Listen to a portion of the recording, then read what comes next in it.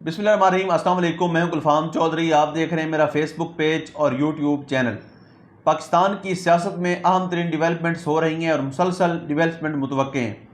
اس حوالے سے ہمارے ساتھ موجود ہیں عمران ریاض خان صاحب۔ ان سے جانتے ہیں کہ پاکستان کی سیاست کے اندر کون سا بوچھال آنے والا ہے اور کون سی نئی ڈیولپمنٹس متوقع ہیں۔ پہلے ان کی بات سنتے ہیں، پھر اس پر بات کرتے ہیں۔ ناظرین، ایران کی ریٹیلیشن کے بعد امریکہ کی جنگ، خاص طور پہ ڈونلڈ ٹرمپ کے فیصلوں کو دنیا پاگل پن کی طرح دیکھ رہی ہے اور اس کی وجہ سے امریکہ کو کافی نقصان ہو رہا ہے۔ ایران نے ایک متھ توڑ دی ہے۔ اس سے پہلے آپ کو یاد ہوگا پچھلے سال ایران نے ایک اور متھ توڑی تھی کہ اسرائیل کے اوپر کوئی بم گر نہیں سکتا اور وہاں کوئی آئرن ڈوم نام کی کوئی بہت بڑی کوئی بلا ہے اور اس کو کوئی ڈیسیو نہیں کر سکتا، اس کو کوئی بھی بم یا میزائل کراس نہیں کر سکتا۔ ہم یہ بات جو ہے وہ کئی سالوں سے سنتے چلے آ رہے تھے، پوری دنیا اس میں بلیو کرتی تھی، لیکن ایران نے خاص طریقے سے وہاں پہ بم مارے، ڈرونز مارے۔ وہ طریقہ کار یہ ہے کہ یہ سلو اور تیز رفتار ہتھیاروں کو اکٹھا بھیجتے ہیں، یعنی پہلے سلو رفتار جو بہت کم رفتار ہے جن کی ہتھیاروں کی، جیسے ڈرونز ہیں، ان کو بھیجتے ہیں، پھر ان کے بیچ میں جب وہ پہنچنے والے ہوتے ہیں بالکل قریب، پھر پیچھے سے تیز رفتار ہتھیاروں کو بھیجتے ہیں۔ تو یہ دھوکہ دیتے ہیں، ڈیسیو کرتے ہیں اور ایک جنگی حکمت عملی ہے۔ تو پہلی مرتبہ ہم نے دیکھا کہ آئرن ڈوم کو کراس کر کے اسرائیلی شہروں میں بم گر رہے تھے، تو یہ ایک متھ ٹوٹ گئی تھی۔ امریکہ کو کوئی نہیں مار سکتا، امریکہ کی بیسز یا اس کے بحری جہاز یا اس کے ایسٹس محفوظ ہیں، وہ دنیا کے جس مرضی کونے میں جا سکتا ہے۔ یہ بھی ایک امریکہ کا بہت بڑا ایک وہ بنا ہوا تھا امیج کہ اس کو کوئی چیلنج نہیں کر سکتا۔ ایران نے وہ بھی توڑ دی متھ کہ امریکہ کو بھی مار پڑتی ہے، اس کے فوجی بھی مارے جا سکتے ہیں، اس کے اوپر میزائل بھی مارے جا سکتے ہیں، اور یہ بھی ممکن ہے کہ امریکہ کے ریڈار کمیونیکیشن تباہ کی جائے، اس کے اڈے تباہ کیے جائیں اور وہ بموں کو روکنے میں یا میزائلوں کو روکنے میں کامیاب نہ ہو۔ تو یہ متھ ٹوٹنے کے بعد نا امریکہ اپنی وقت کھو رہا ہے۔ جو چائنیز پروفیسر جیانگ ہے، انہوں نے جو بات کی وہ ایسا لگتا ہے کہ درست ثابت ہو جائے گی اگلے چند مہینوں میں یا زیادہ سے زیادہ چند سالوں میں، کہ ورلڈ آرڈر تبدیل ہو جائے گا۔ امریکہ کی بالادستی دنیا کے اوپر ویسی نہیں رہے گی جیسی پہلے تھی۔ یہ جو میں نے تمہید باندھی ہے، یہ کچھ واقعات ہوئے ہیں جن کی وجہ سے باندھی۔ سب سے پہلے جو ایک چیز ہوئی ہے جو امریکہ کو ہلا کر رکھ دے گی، وہ عرب ممالک کی سرمایہ کاری کے حوالے سے ہے۔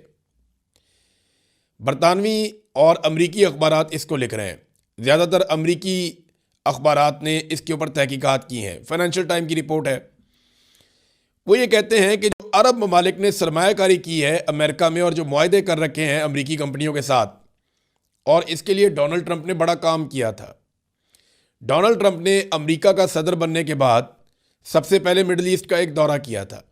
سعودی عرب، یو اے ای، قطر، آپ کو یاد ہوگا ان ملکوں میں گئے تھے، اور تب ڈونلڈ ٹرمپ کو لگ بھگ $2 ٹریلین سے زیادہ کی انویسٹمنٹ کے وعدے ہوئے تھے، ایم او یو سائن ہوئے تھے، پھر معاہدے بھی ہو گئے تھے بہت سارے۔ تو یہ پیسہ امریکہ کی اکانومی کو بہت زبردست طریقے سے اٹھا سکتا تھا۔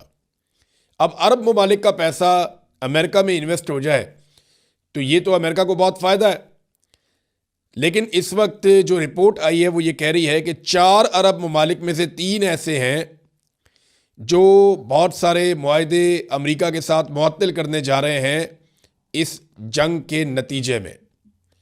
یعنی عربوں کو یہ پرابلم ہو گیا نا کہ یہ تو ہمارا تحفظ ہی نہیں کر سکتے، امریکہ کو پیسہ کیوں دیتے تھے، وہاں پہ انویسٹمنٹ کیوں کرتے تھے؟ انویسٹمنٹ اب چائنا میں کر سکتے ہیں، یورپ میں کر سکتے ہیں، یہ انویسٹمنٹ اپنے ممالک میں کر سکتے ہیں، پاکستان انڈیا میں انویسٹمنٹ کر سکتے ہیں، یہاں پہ تو منافع بھی بہت ہے، لیبر بھی سستی ہے۔ لیکن یہ انویسٹمنٹ لے کر وہاں کیوں جا رہے تھے امریکہ میں؟ کیونکہ اس کے بدلے میں امریکہ تحفظ بھی دیتا تھا۔ تو امریکہ تحفظ کرنے میں ناکام رہا عربوں کے۔ اب وہ یہ سوچ رہے ہیں، 4 میں سے 3 ملک یہ دعویٰ کیا گیا ہے۔ 4 ملک کون سے ہیں؟ سعودی عرب، یو اے ای، قطر اور کویت۔ اب ان میں سے 3 ممالک ایسے ہیں جو اپنے معاہدے معطل کرنے کے بارے میں سوچ رہے ہیں، اور وہ یہ کر لیں گے۔ یہ اس کے اندر بتایا گیا کہ بہت امکان ہے کہ وہ ایسا کر لیں گے۔ یہ امریکہ کی ریڑھ کی ہڈی کو ہلا کے رکھ دے گا، کیونکہ امریکہ نے اپنی بہت ساری پلاننگ اور منصوبہ بندی ان چیزوں کو سامنے رکھ کے کی ہے۔ اب دیکھتے ہیں۔ دوسرا، آپ کو یاد ہے انڈونیشیا کے صدر نے کس طریقے سے ڈونلڈ ٹرمپ کے ساتھ بات چیت کی تھی، جس کی آڈیو بھی بعد میں آ گئی تھی۔ یعنی شہباز شریف کے بعد اگر کسی آدمی نے سب سے زیادہ نمبر کمائے ہیں اور کمال قسم کی ڈونلڈ ٹرمپ کی بوٹ پالش کی ہے تو وہ انڈونیشیا کے صدر نے کی ہے۔ اب وہ انڈونیشیا بھی آنکھیں دکھانا شروع ہو گیا ہے اور جو سٹیٹمنٹ آیا انڈونیشیا کے وزیر خارجہ کی جانب سے وہ سٹیٹمنٹ سننے والا ہے. میں آپ کو بتاتا ہوں انہوں نے ڈونلڈ ٹرمپ کو دھوکے باز ہی قرار دے دیا ہے. یعنی ٹرمپ نے جنوری 2026 میں بورڈ آف پیس بنایا جس کا مقصد غزہ میں امن قائم کرنا تھا. انڈونیشیا اس میں شامل ہوا, فوجی بھیجنے کا وعدہ کیا اور تجارتی رعایتیں بھی دیں, لیکن مارچ 2026 میں امریکہ اور اسرائیل نے خود ایران پر حملہ کر دیا جس سے پورے علاقے میں جنگ بھڑک اٹھی. اس پر انڈونیشیا کے وزیر خارجہ نے بورڈ آف پیس کی تمام بات چیت معطل کر دی اور صدر پرابوو نے کہا کہ اگر یہ بورڈ فلسطینیوں کے لیے فائدہ مند ثابت نہ ہوا تو انڈونیشیا اس سے نکل جائے گا. انڈونیشیا کا کہنا ہے کہ جو پلیٹ فارم امن کے نام پر بنا تھا اسی کے بانی نے نئی جنگ چھیڑ دی ہے, یعنی دھوکہ ہوا ہے. اب آپ اندازہ کریں کہ انڈونیشیا جو تھوڑا عرصہ پہلے تک ان کا صدر جو ہے وہ ٹکا کے جوتے پالش کر رہا تھا, اب وہ کھڑا ہو گیا. اور یہ جرت اس کو کیسے آئی؟ وہ ایران سے آئی. اس نے دیکھا کہ ایران کٹ رہے ہیں امریکہ نو, ہم ان کو کیا سمجھتے تھے, یہ کیا نکل آئے. اور اس کے بعد انہوں نے یہ بھی دیکھ لیا کہ مڈل ایسٹ کے لوگ بھی ان کے خلاف ہو رہے ہیں, وہ بھی یہ سوچ رہے ہیں کہ ہمارے تحفظ میں ناکام رہے. تو ڈونلڈ ٹرمپ کے لیے بہت کچھ لوز ہوتا ہوا دکھائی دے رہا ہے, امریکہ کے لیے بھی. جبکہ پاکستانیوں کو ابھی تک ہوش نہیں آئی. پاکستانیوں کا پرابلم یہ نہیں ہے نا, پاکستانی جو گورنمنٹ ہے اس کا پرابلم کوئی فارن پالیسی یا یہ چیزیں نہیں ہے, وہ تو کوئی بھی حکومت ہوگی چلا ہی لے گی. اصل پرابلم ان کا یہ ہے کہ پاکستان کے اندر جو وہ گند مار رہے ہیں نا, وہ اصل ان کا مسئلہ ہے. جو انسانی حقوق کی پامالیاں ہو رہی ہیں, عدلیہ کو یرغمال کر لیا ہے, میڈیا کو کنٹرول کر لیا ہے, سوشل میڈیا ایکٹیوسٹ جو ہیں وہ گرفتار کیے جا رہے ہیں.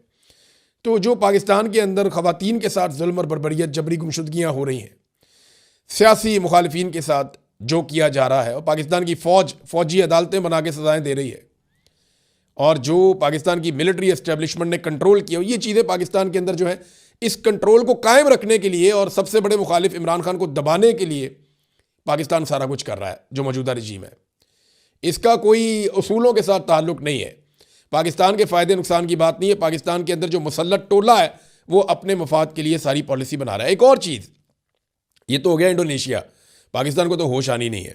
امریکہ اور اسرائیل نے مسلمان ملکوں کو لڑانے کی بھی ایک کوشش کی, اس میں بھی ناکام ہو گئے. یعنی سعودی عرب نے خود ایران کے حق میں سٹیٹمنٹ دے دیا, یو اے ای نے بھی کہہ دیا کہ ہم اپنی سرزمین اب استعمال نہیں کرنے دیں گے ایران کے خلاف. یہ بڑی خوشائند بات ہے.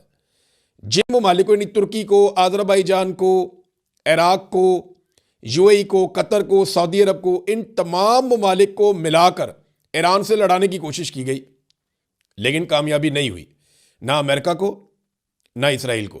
ہاں, صرف پاکستان اور افغانستان کو لڑانے میں امریکہ کامیاب ہوا, اور وہ بھی پاکستان کے حکمران کیوں لڑتے ہیں وہ آپ جانتے ہیں اچھی طرح.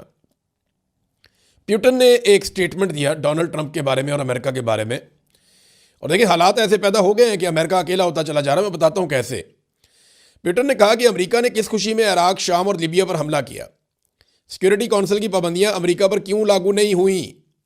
امریکہ کے لیے بین الاقوامی قانون یہی ہے کہ وہ جو چاہے کر سکتا ہے, اس نے بس فیصلہ کیا اور جنگ کر دی. جی بالکل, جس طرح سے آپ نے سنا, عمران ریاض خان صاحب نے پاکستان کی سیاست میں اہم ترین ڈیولپمنٹس ہمارے سامنے رکھی, اور انہوں نے بتایا کہ پاکستان کی سیاست میں کتنی بڑی تبدیلیاں مزید متوقع ہیں. یعنی اس وقت پاکستان کی سیاست انتہائی متنازع بنی ہوئی ہے, اور سیاست سے زیادہ معاملات عدالتوں کے اندر چلے گئے ہیں. لیکن اس صورتحال کے اندر پھر بھی اگر یہ سیاستدان اکٹھے ہو کر بیٹھیں اور پاکستان کے اندر جمہوریت کی بحالی کے لیے کوشش کریں تو کوئی نہ کوئی متوازن راستہ نکل سکتا ہے. اللہ پاک وطن عزیز کا حامی و ناصر ہو. پاکستان زندہ باد.